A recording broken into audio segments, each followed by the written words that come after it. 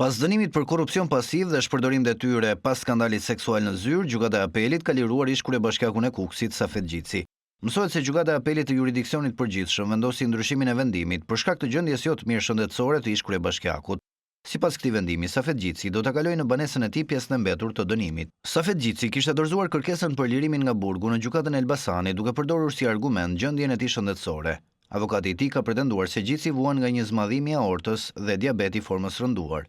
Sipas avokatit, ish kryebashkiaku ka vojtur edhe më herët nga këto sëmundje, por gjendja psikologjike ja ka rënduar simptomat. Ish kryebashkiaku i Kukësit u vu në pranga më 24 qershor 2023 me urdhër të gjykatës së posaçme, pas publikimit të një videoje erotike me Alma Kaçin në tentativë për të fituar një tender rehabilitimi për qendër rrugës.